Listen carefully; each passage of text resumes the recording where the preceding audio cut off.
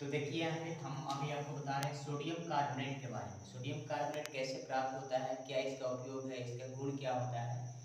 तो देखिए यहाँ पे सबसे पहले सोडियम कार्बोनेट जिसको Na2CO3 इंटू 10H2O बोला जाता है और इसको धोने वाला सोडा भी कहा जाता है, धोवन सोडा कहा जाता है इसको। तो सबसे पहले इसे अमोनिया सोडा विधि या साल्वे विधि से तैयार किया जाता है, ठीक है। और इसका सिद्धांत क्या है, जब हम अमोनिया विधि से तैयार करते हैं तो इसका सिद्धांत जो है सर जी, अमोनिया गैस से संतुलित सोडियम क्लोराइड यानी कि NaCl के जलीय विलयन में जब हम CO2 गैस प्रवाहित करते हैं तो सोडियम बाइकार्बोनेट प्राप्त होता है, ठीक है। और जब देखिए यहाँ पे ये तो कल ही टॉपिक में हम पढ़े थे, सोडियम बाइकार्बोनेट प्राप्त हुआ है।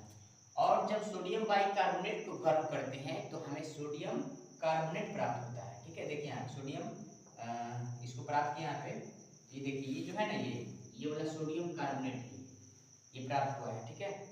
और जब हम सोडियम कार्बोनेट के रवाकरण हम मतलब यूज करते हैं उसमें जल का व्यवहार करके, तो हमें 10H2O मिल जाता है और इसलिए इसको धोने का सोडा भी कहा जाता है। देखिए यहाँ पे Na2CO3 इंटू 10H2O प्राप्त हुआ है। उसके बाद इसका गुण क्या होता है, यह इसका जलीय विलयन क्षारीय होता है और अम्लों को उदासीन कर देता है, ठीक है। इसके बाद मैंने आपको बताया इसका उपयोग क्या होता है, तो प्रयोगशाला में अभिकर्मक के रूप में और कपड़ों को धोने में इत्यादि, और जल के अस्थायित्व जो अस्थायी खरापन है उसको दूर करने में, तथा कांच कागज तथा साबुन बनाने में सोडियम कार्बोनेट का प्रयोग होता है। तो इस तरह से अगर आपको कोई समस्या हो तो आप कमेंट कर सकते हैं।